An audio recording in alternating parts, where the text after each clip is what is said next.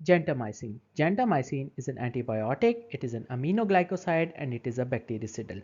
अब ये करेगी क्या कि जो बैक्टीरिया में प्रोटीन सिंथेसिस हो रही है इसको ये इनहिबिट करेगी.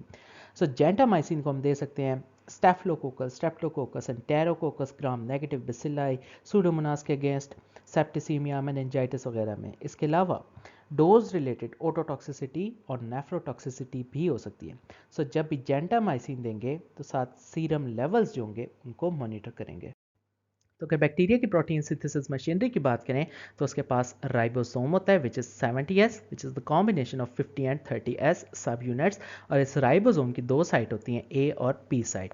इसके अलावा बैक्टीरिया के पास डीएनए होता है जिसके ऊपर कोड होता है, डीएनए से मैसेंजर आरएनए बनता है जिसके ऊपर कोडॉन होता है. एंड देन फाइनली बैक्टीरिया के पास टीआरएनए ट्रांसफर आरएनए होता है जिसके पास एंटी कोडॉन होता है. ये ट्रांसफर आरएनए अपने साथ अमीनो एसिड्स जो है वो बाइंड करके लेके आता है.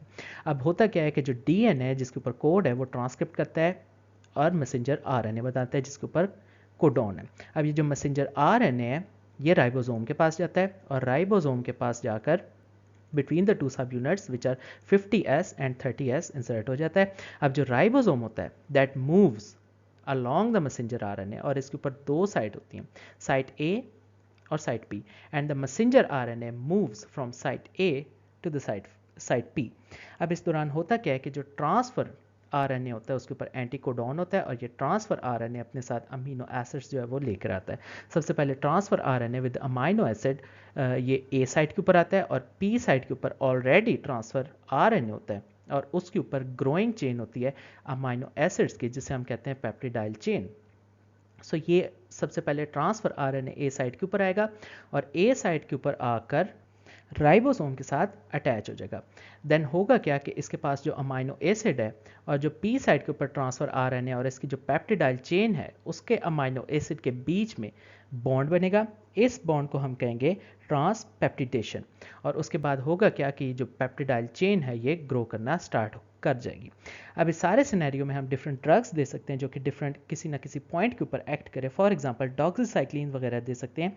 ये करेंगे क्या, they are going to compete the transfer RNA for the site A. ये इसको ए साइट के साथ बाइंड नहीं होने देंगे. सो ये वाला काम डॉक्सीसाइक्लिन करेगी. इसके अलावा हम जेंटामाइसिन वगैरह दे सकते हैं जो कि मैसेंजर आरएनए की एबनॉर्मल रीडिंग करवाएगी. सो एबनॉर्मल रीडिंग होगी क्यों, क्योंकि इसका जो कोडॉन है वो ही एबनॉर्मल है जिसकी वजह से जब ट्रांसलेशन होगी तो उसकी वजह से एबनॉर्मल प्रोटीन्स जो होंगे जनरेट होंगी, मिसफोल्डेड एबनॉर्मल प्रोटीन्स. ये सारा काम जेंटामाइसिन करवाएगी. इसके अलावा जो ट्रांसपेप्टिडेशन रिएक्शन होना है which is between the transfer RNA carrying amino acid on A side and the transfer RNA at the P side with the peptidyl chain. इन दोनों अमाइनो एसिड्स के बीच में जो ट्रांसपेप्टिडेशन रिएक्शन होना है इसको जो चीज़ इनहिबिट करेगी that is going to be chloramphenicol. इसके अलावा हम मैक्रोलाइड और क्लिंडामाइसिन दे सकते हैं. अब जो ट्रांसलोकेशन होनी थी ट्रांसफ़र आरएनए की from site A to the site P, इस ट्रांसलोकेशन को जो चीज़ इनहिबिट करेगी this is going to be macrolide या फिर क्लिंडामाइसिन. इसके अलावा हम स्ट्रेप्टोग्रामिन्स ले सकते हैं which is combination of dalfopristin and quinupristin. अब डाल्फोप्रेस्टिन क्या करेगी, it inhibits the binding of transfer RNA with amino acid. ऐसा ट्रांसफर आरएनए जिसके पास अमाइनो एसिड है इसको हम कहेंगे this is a amino acyl transfer RNA.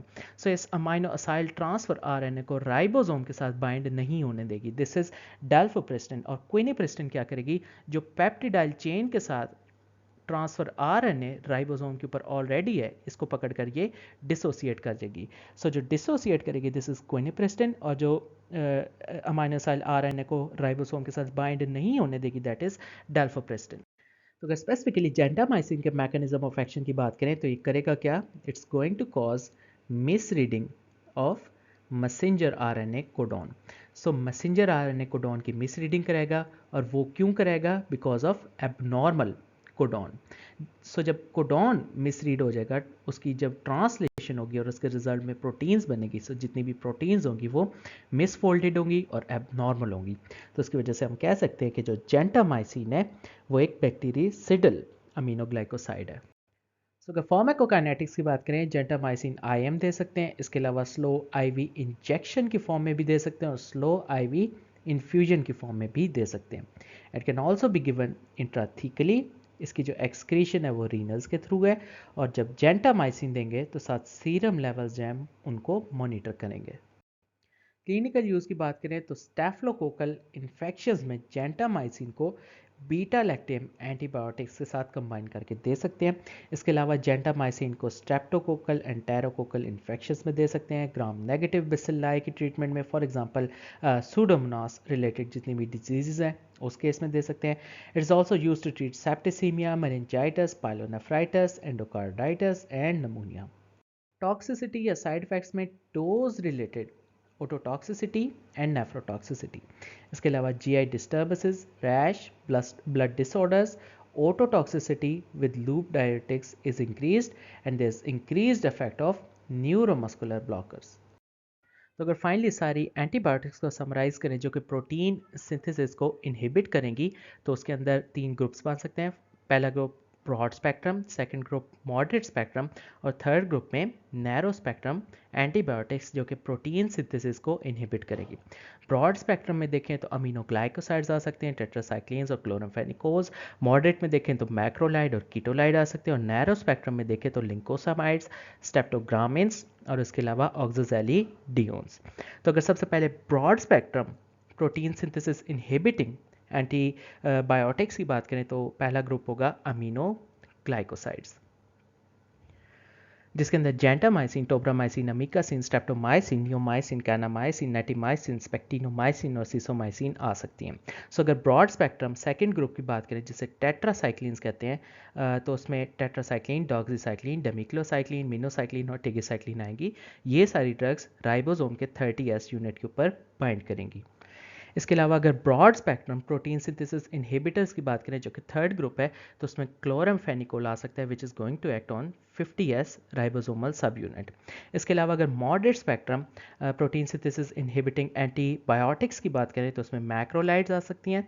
सो जो मैक्रोलाइड्स हैं वो 50S राइबोसोमल सब यूनिट के ऊपर बाइंड करेंगी। उसमें एजिथ्रोमाइसिन, क्लेरिथ्रोमाइसिन, एरिथ्रोमाइसिन और फिडॉक्सीमाइसिन आ सकती हैं।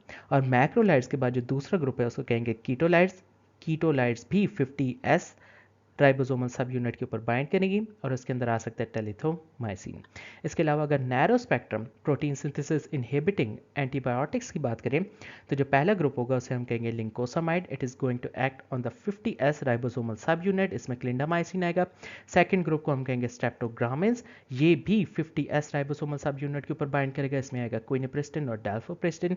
और जो थर्ड ग्रुप होगा narrow spectrum protein synthesis inhibiting antibiotics का, this is going to be oxazolidinone, ये भी 50S राइबोसोमल सब यूनिट के ऊपर बाइंड करेंगे। सो ऑक्साजोली डायोन्स के अंदर लिंजोलिड और टेडिजोलिड आ गए।